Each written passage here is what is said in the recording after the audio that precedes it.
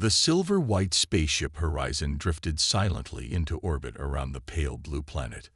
Lieutenant Ju Park stood at the viewport, watching the alien world grow larger. This was humanity's first contact with the Lamzawini, a species discovered only months ago. "Nervous?" asked Captain Doa, joining her at the window. Ju nodded. As the ship's xenolinguist, she carried the weight of this first meeting on her shoulders. 6 years of training had prepared her for this moment, but theory and practice were very different things. "They're sending up a shuttle," said the communications officer, one representative. The bridge crew exchanged glances. Everyone had expected a full diplomatic team. "Just one?" Captain Doa asked. "Confirmed, sir. Their message says a single cultural ambassador is sufficient for initial contact." Ju adjusted her translator pin and smoothed her uniform.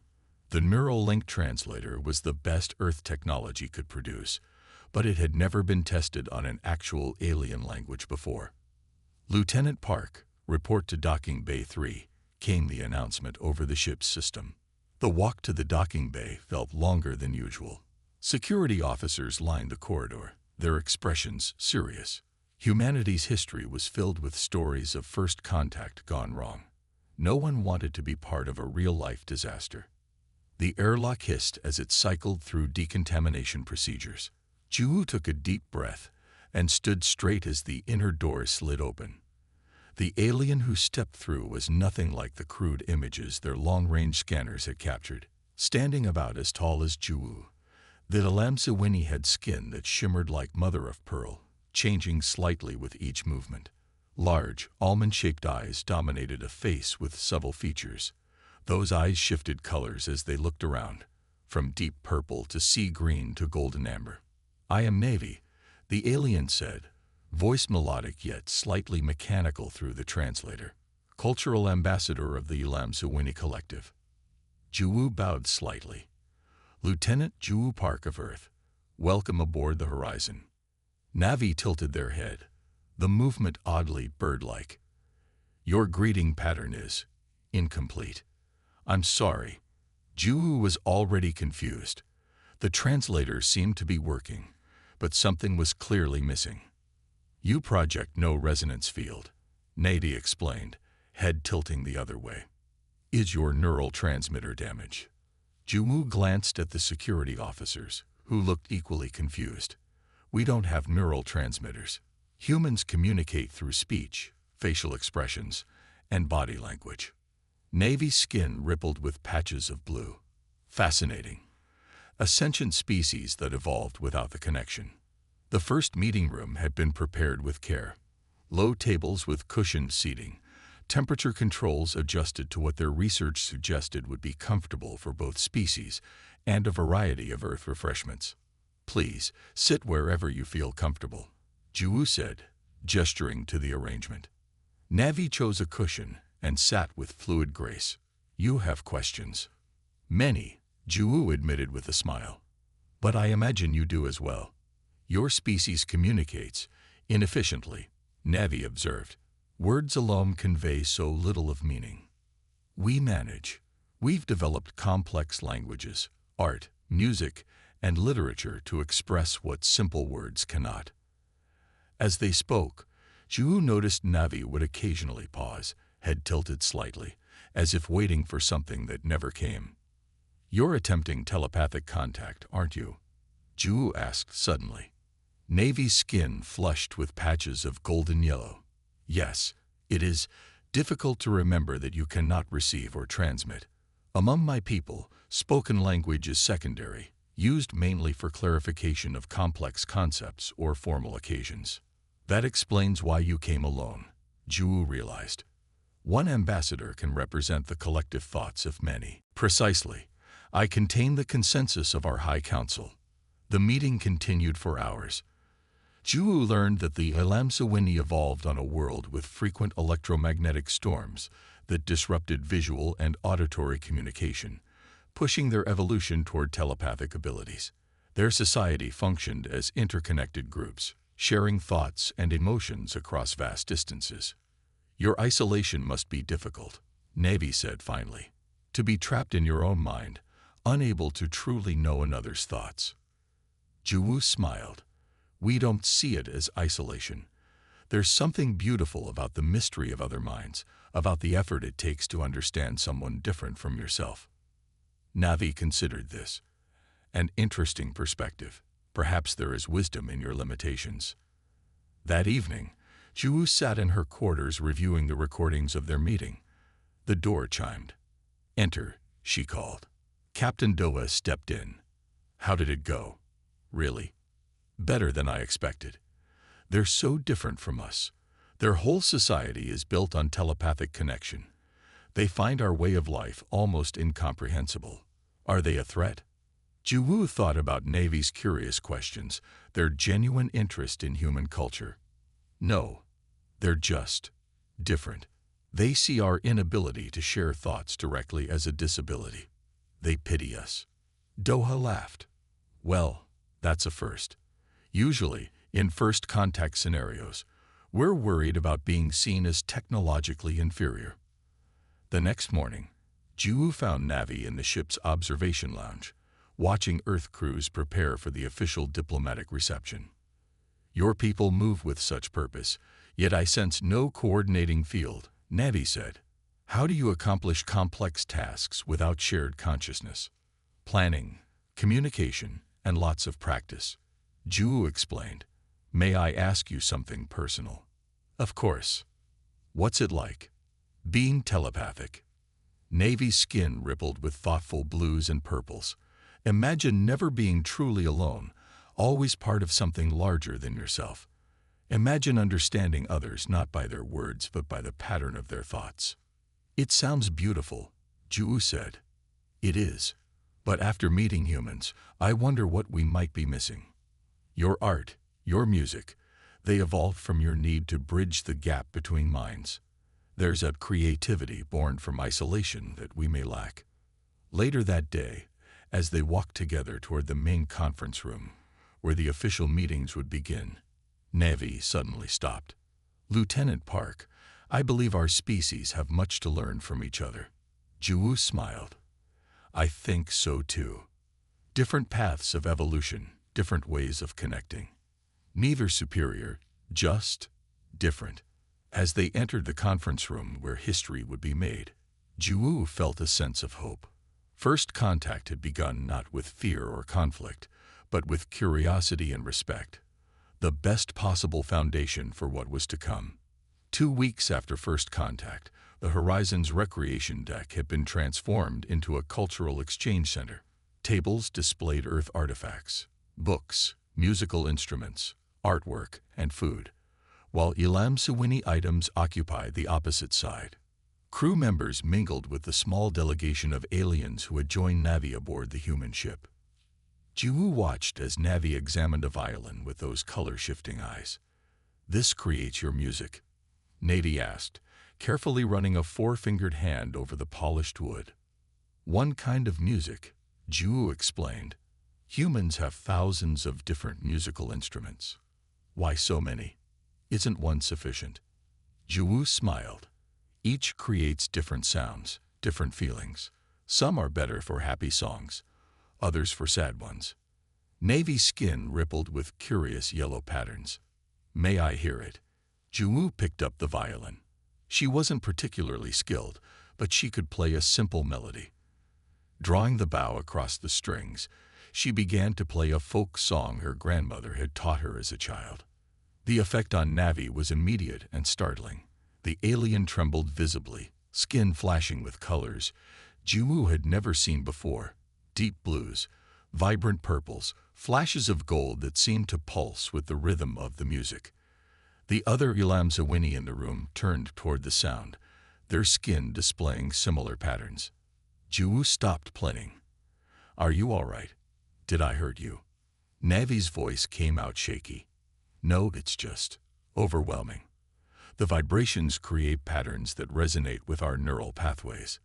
It's like a telepathic connection, but through sound instead of thought. The alien reached out. Please continue. As Juwu resumed playing, she noticed all activity in the room had stopped. Every Ilamsawini stood perfectly still, their skin flickering with synchronized colors. Human crew members watched in amazement. When the song ended, there was complete silence. That was just a simple folk tune, Ju said apologetically.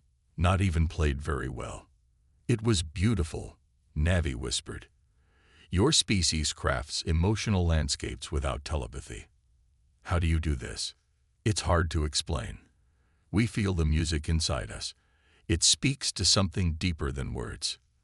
Navi turned to the other Ilamsawini, and Ju knew they were communicating telepathically. After a moment, one stepped forward and offered Ju a small crystal sphere. This is a memory stone, Nadi explained. It holds impressions of our home world. Normally, we would share these memories directly, but Ju took the crystal carefully. It was warm to the touch and seemed to pulse slightly, like a heartbeat. How do I use it? Hold it and close your eyes. It stimulates neural pathways similar to our telepathic connections. It's how we share experiences with species who lack the connection. Curious, Ju closed her eyes and concentrated on the crystal in her palm. At first, nothing happened. Then slowly, images began to form in her mind, not like seeing pictures, but like remembering a place she'd never been. She saw vast plains of silver grass under twin suns, felt the warm breeze carrying scents of alien flowers, heard musical calls of creatures that flew between floating crystal formations. Most surprisingly, she felt emotions that weren't her own. A deep love for this place, a sense of belonging, of home. When she opened her eyes, they were wet with tears. I've never experienced anything like that, she said softly. Navy's skin glowed with warm orange tones. Now you understand a little of how we communicate. Not just facts or ideas, but experiences, emotions, memories. It's beautiful, Ju whispered. The cultural exchange continued for days. Humans shared their music, art, literature, and food. The Ilamsawini shared their memory stones, bioluminescent art that responded to emotions, and meditation techniques that enhanced mental clarity. One evening, Ju found Navi in the ship's library, surrounded by books. These contain only words, yet they create entire worlds in your mind. Navi said, holding up a novel. How is this possible? That's the magic of stories, Ju explained. Good writers help you imagine their world so clearly it becomes real to you. We have nothing like this. With telepathy, we share experiences directly. The idea of creating false experiences for entertainment is strange. Not false, imagined, Ju corrected. Fiction helps us understand things we haven't experienced personally. It builds empathy. Navi considered this. Perhaps this is why your species developed such strong empathy despite lacking telepathy. You learn to imagine other minds through stories. Later that week, Captain Doa organized a concert for their guests. The ship's musicians performed pieces from different Earth cultures: classical, jazz, traditional Korean folk songs, African drumming. The Ilamsawini sat perfectly still throughout the performance, their skin displaying complex, shifting patterns that seemed to flow with the music. When it ended, they remained motionless for several minutes. Finally, Navi spoke. We wish to share something in return. The 6 Ilamsawini stood in a circle and began to hum, a strange, multitonal sound that seemed to come from somewhere deeper than their throats. As they hummed, their skin began to glow, patterns flowing between them like living art. The humans in the room felt a strange sensation, not quite sound, not quite emotion, but something between. Images formed in their minds. Alien landscapes, underwater cities, crystalline forests beneath twin moons. The music told a story without words, a history of the Ilamsawini people. When it ended, there wasn't a dry eye among the human crew. That was your history, Ju asked Navi later. A simplified version. When we perform for each other, the telepathic component is much richer. Even without that, it was the most beautiful thing I've ever experienced. Navy skin glowed with warm colors. You felt it more strongly than we expected. Perhaps humans have latent telepathic abilities, just undeveloped. Or perhaps art bridges the gap between different minds, no matter how they're structured, Ju suggested. That night, in her private log, Ju recorded, Cultural Exchange Day 16. I'm beginning to think our differences aren't limitations but opportunities. The Elamsawini experience the world through shared consciousness, while we experience it through individual perspectives. Each approach has created unique forms of beauty. Together, we might create something entirely new, something neither species could imagine alone. Outside her window, the stars seemed brighter than before, full of new possibilities. The message arrived during breakfast. Ju was showing Navy how humans enjoyed their morning meal when Captain Doa entered the dining hall, his face serious. Lieutenant Park, a word. Ju excused herself and followed the captain to a quiet corner. Earth Command sent new orders, he said, voice low. They're concerned about security risks. All cultural exchange activities are to be limited and supervised. They want detailed reports on everything the Elamsawini share with us, especially their telepathic abilities. Ju frowned. Sir, that will destroy the trust we've built. I know, but these orders come from the highest level. They're worried about the strategic disadvantage of dealing with a telepathic species. He handed her a tablet. These are the new protocols. Ju skimmed the document, her heart sinking. No more private conversations. No sharing of Earth technology or history beyond approved materials. All interactions recorded for security analysis. This isn't diplomacy, she protested. It's suspicion wrapped in politeness. I agree, but our hands are tied. Captain Doa glanced at Navy, who was watching them from across the room. Implement the changes gradually. Try not to make it obvious. When Ju returned to the table, Navy's skin showed patches of dark blue. Your conversation caused you distress. It's nothing. Ju lied, then immediately felt guilty. Actually, there are some new protocols from Earth Command. Nothing major. Navy's eyes shifted to a deeper purple.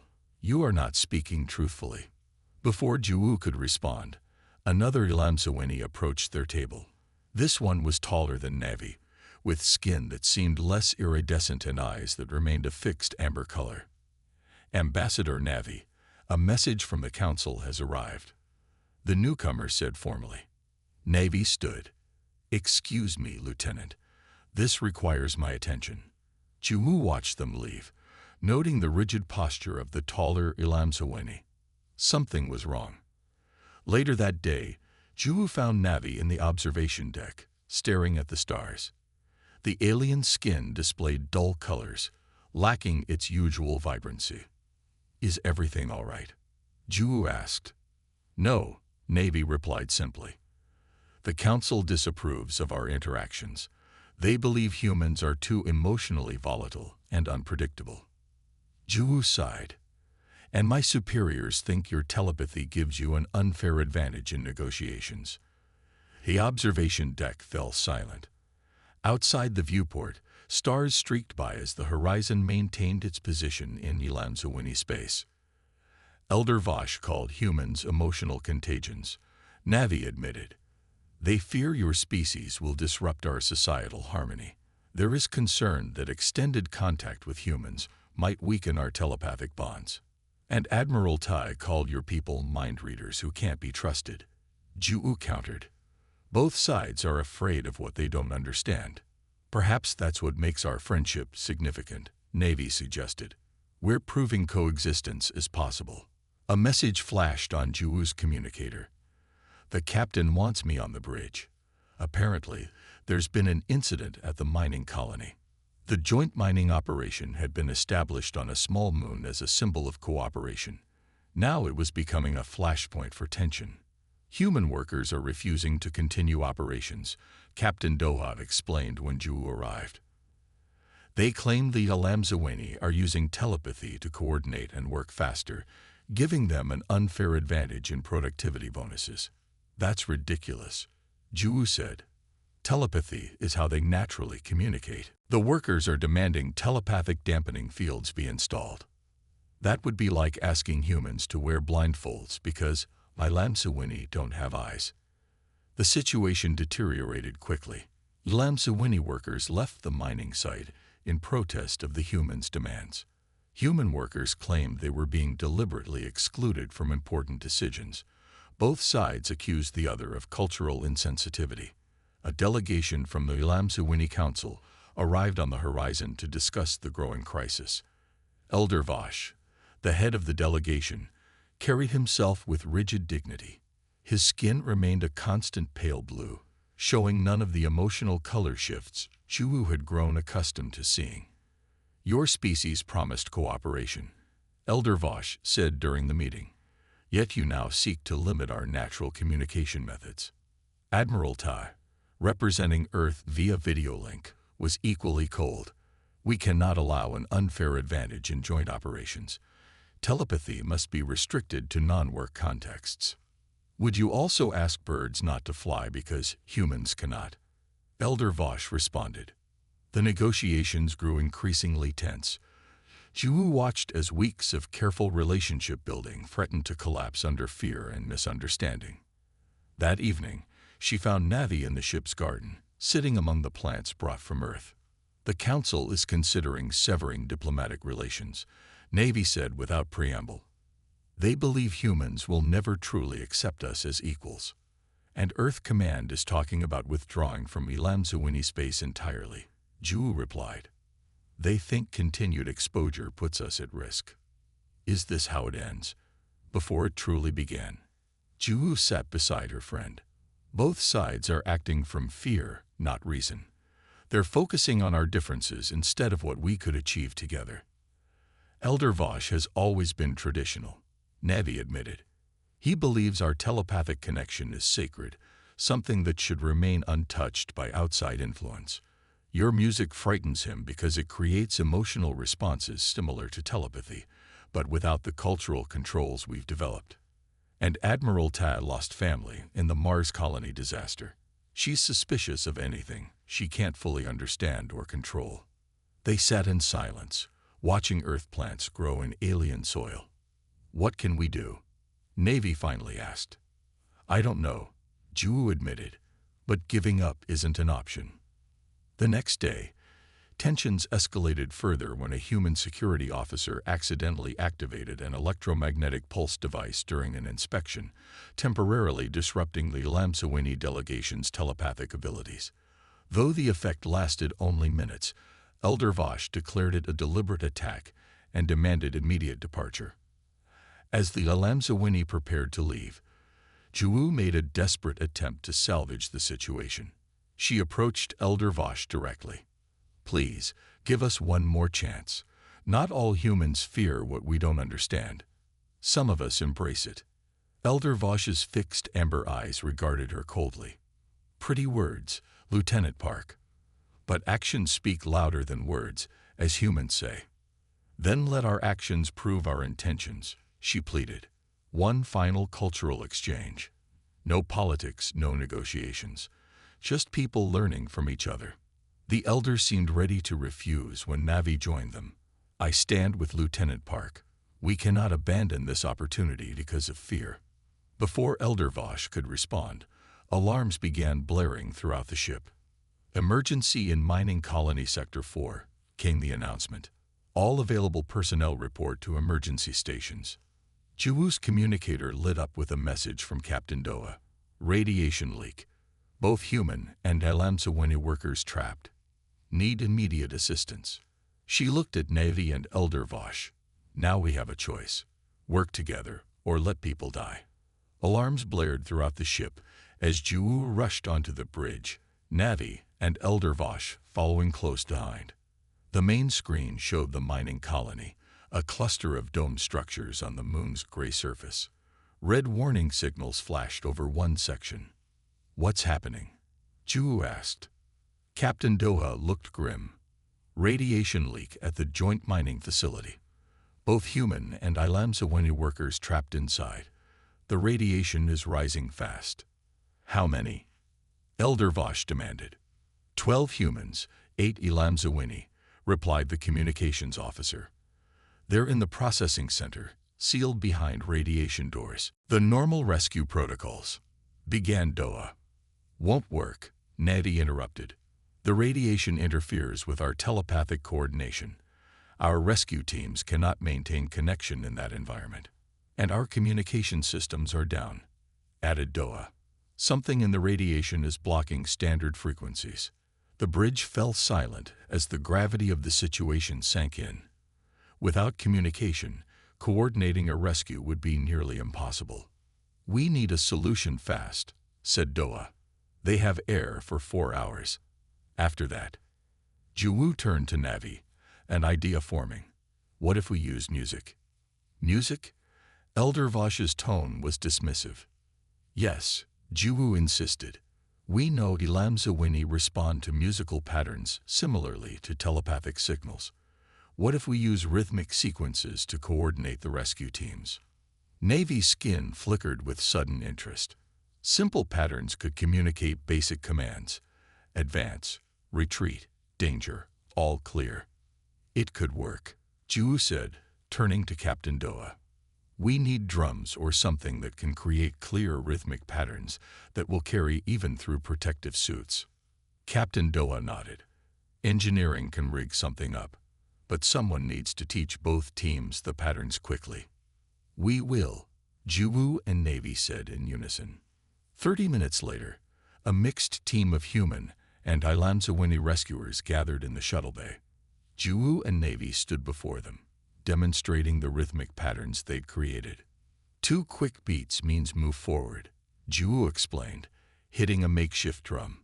3 slow beats means stop and wait. 4 quick beats signals danger, Navi added. 1 long beat means all clear. Elder Vosh watched from the side, his expression unreadable but his skin showing faint patterns of reluctant interest. This is primitive, said one Ilamzawini rescuer. But it might work, responded another, skin flickering with determination.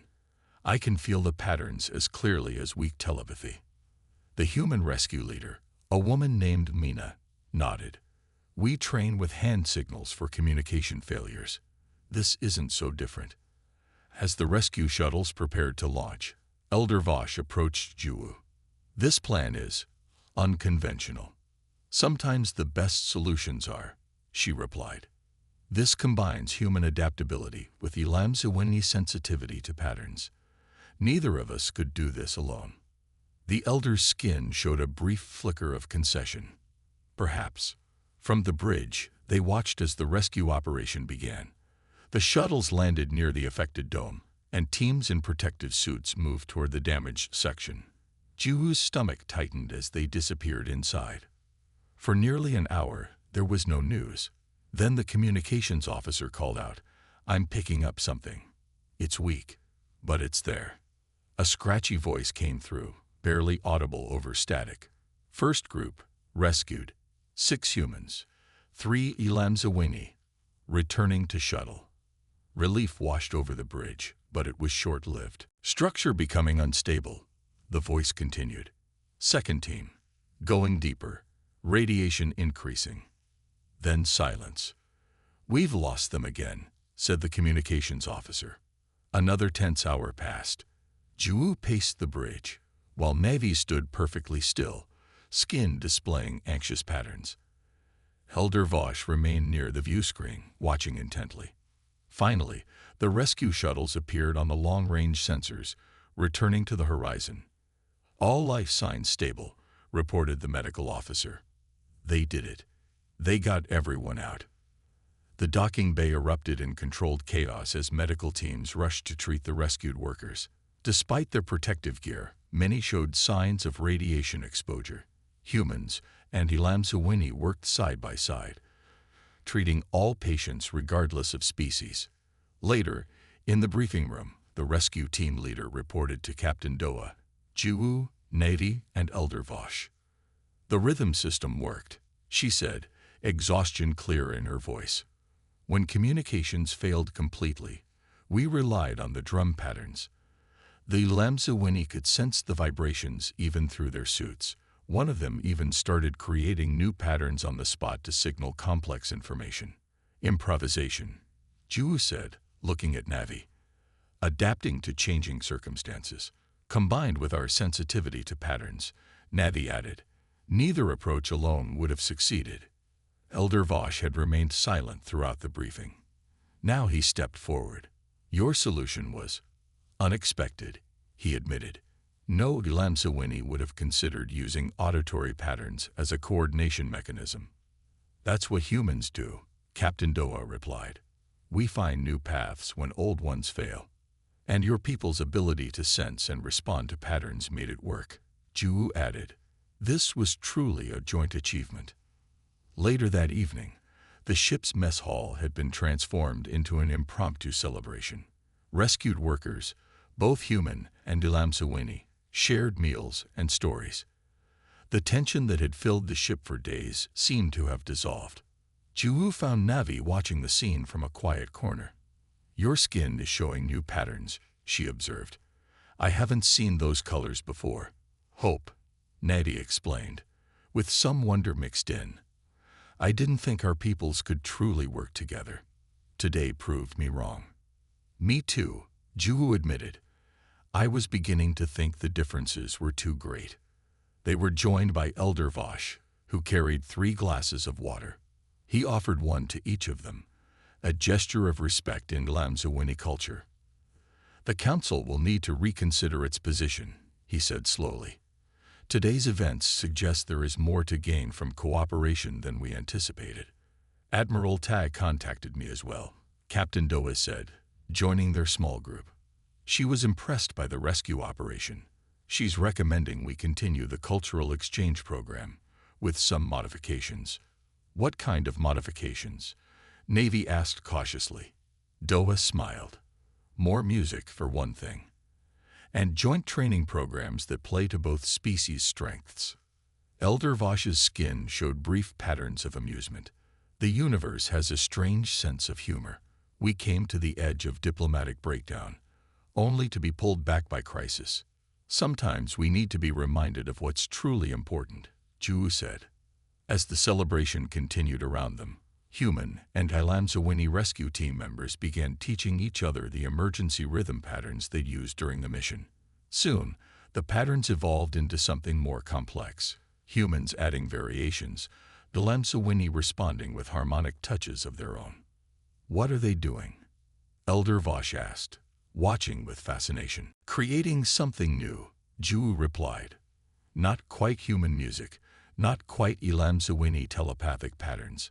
Something in between.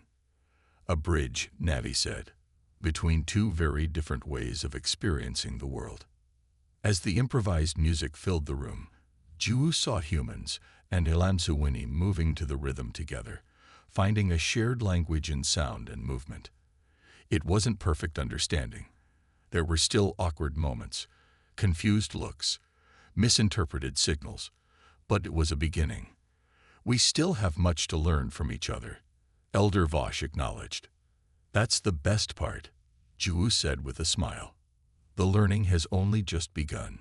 6 months after the mining colony rescue, Ju stood in the Great Hall of Harmony, the most sacred gathering place on the Lamsawini homeworld. The vast chamber glowed with bioluminescent light that shifted and changed in response to the emotions of those present. Today, the hall was filled with both humans and Lamsawini, gathered to celebrate the official establishment of the Cultural Exchange Initiative. Ju, now Ambassador Park, adjusted the formal diplomatic uniform that had replaced her lieutenant's outfit. Beside her stood Navi, wearing the ceremonial robes of a senior cultural liaison, decorated with patterns that told the story of their friendship. Nervous? Navi asked, skin showing gentle patterns of encouragement. A little, Ju admitted. I never expected to be standing here 6 months ago. Neither did I, Navi said, especially after the diplomatic crisis. The hall continued to fill with dignitaries from both worlds. Elder Vosh, now the head of the Lamsawini Council's Human Relations Committee, entered with Admiral Ta. The two had formed an unlikely partnership, working together to overcome the mistrust between their peoples. "The human orchestra is ready," a young aide whispered to Juwu. "They're waiting for your signal." Juwu nodded. The performance would be the centerpiece of today's ceremony, the first official concert by humans for the entire Ilamsawini Council. The musicians had trained for months, studying how different musical patterns affected Ilamsawini perception. As the final attendees took their places, Elder Vosh stepped to the center of the hall. His skin displayed formal patterns of welcome, visible to all Ilamsawini present. "Today marks a new chapter in our shared history," he began, his voice carried throughout the hall. "6 months ago, our people stood at the edge of mistrust and separation. Today, we stand united in understanding and cooperation." Admiral Ta joined him, her translator pin allowing her words to be understood by all. "We came to your world as strangers, different in mind and body. We remain different, and that is our greatest strength. Our differences have created possibilities neither species could have imagined alone." At a signal from Elder Vosh, the human orchestra filed into the performance area. They carried both traditional earth instruments and new ones, designed specifically for Ilamsawini perception. Instruments that created not just sound but subtle electromagnetic patterns that enhanced the telepathic experience. The music began softly, a piece composed jointly by human and Ilamsawini artists. As the first notes filled the air, the Ilamsawini audience responded, their skin rippling with colors that flowed like living art across the hall. The patterns merged and separated, creating visual harmonies that matched the oral ones. Juwu watched in amazement. Though she couldn't perceive the telepathic dimension of the experience, the visual display was breathtaking. Beside her, Navi trembled slightly, overwhelmed by the combined impact of sound and telepathic resonance. "It's beautiful," Juwu whispered. "Beyond words," Navi replied. "They're sharing emotions directly with us through the music. Many are experiencing human emotion patterns for the first time. It's revolutionary." The performance lasted nearly an hour. When it ended, there was no applause. Instead, the Ilamsawini audience maintained a perfect stillness, their skin glowing with intense colors that slowly faded. It was their way of showing the deepest appreciation. Later, as the formal reception began, Juwu found herself approached by a young Ilamsawini she didn't recognize. "Ambassador Park," the youth said, skin showing patterns of respect and excitement. "I am Maro, a student at the Cultural Institute. Your friendship with Navi has inspired many of us to study human ways." "I'm honored," Juwu replied. "What interests you most about humans?" "Your art," Maro said eagerly. "The way you create beauty from limitation. Without telepathy, you found other paths to connection. Music, painting, dance, poetry. We've always had direct mental connection, so we never needed to develop these forms."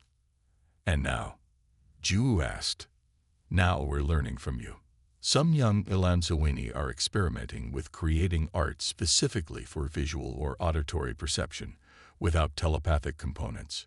Maro's skin showed patterns of slight embarrassment. "The elders think it's strange, but many of us find it freeing." As the reception continued, Juwu observed humans and Ilamsawini engaged in animated conversations throughout the hall. Some humans wore prototype neural enhancers, devices developed by joint research teams that allowed them to perceive simplified versions of Ilamsawini telepathic patterns. They couldn't transmit thoughts, but they could sense the emotional context being shared. Captain Doa, now Admiral Doa, joined Juwu by the refreshment table. "Quite a change from our first meeting, isn't it?" "Almost unbelievable," Juwu agreed. "Remember how worried we were about miscommunication? Now look at us." Doa smiled. "The new mining operation is exceeding all productivity forecasts.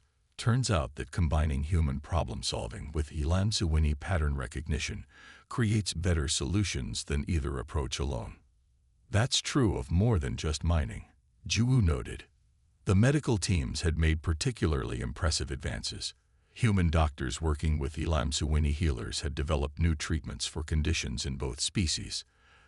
The Elamsawini ability to sense neural patterns had revolutionized human neurology, while human surgical techniques had given Elamsawini new approaches to physical medicine. As the evening progressed, Juwu slipped away from the crowds. She found a quiet balcony overlooking the capital city, its crystalline structures catching the light of the setting twin suns. Nevi joined her there, bringing 2 glasses of water in the traditional Elamsawini gesture of friendship. Admiral Tai asked me an interesting question, Nevi said. She wanted to know if our friendship had changed me. Has it? Juwu asked. Profoundly, Nevi admitted. I think more independently now. Before meeting humans, I rarely considered viewpoints outside our collective consensus. Now I find myself asking questions, seeking new perspectives. And I've become more connected, Juwu reflected. More aware of how my actions affect others, more mindful of the community. They stood in comfortable silence, watching the sun sink behind distant mountains. What will we become? Nevi wondered aloud. Not fully human, not fully Elamsawini, but something new. Juwu smiled. That's the beauty of it. We get to find out together. Below them, in the city streets, young humans and Elamsawini gathered in mixed groups. Some were playing music together, others sharing memory stones or teaching each other games. New words were entering both languages, hybrid terms that described concepts unique to their shared experience. The Cultural Exchange Institute opens next month, Nevi said. We already have more applicants than positions. On both sides, Juwu added, the Earth universities offering Elamsawini studies are overwhelmed with student interest. As darkness fell, the city began to glow with bioluminescent light, but now interspersed with electric lamps in warm human colors. The effect was striking, neither fully one world nor the other, but a harmonious blend. When I was a child, Nevi said quietly, our teachers told us we might someday meet other intelligent species. They warned us that different minds might never truly understand each other. Mine said something similar, Juwu replied. That aliens would be too alien for real connection. They were wrong, Nevi said, skin glowing with warm colors of friendship and hope. Completely wrong, Juwu agreed. Different doesn't mean disconnected, it just means there's more to discover. Above them, the night sky filled with stars. The same stars viewed through very different eyes, understood through different minds, yet binding them together in a shared universe of endless possibility.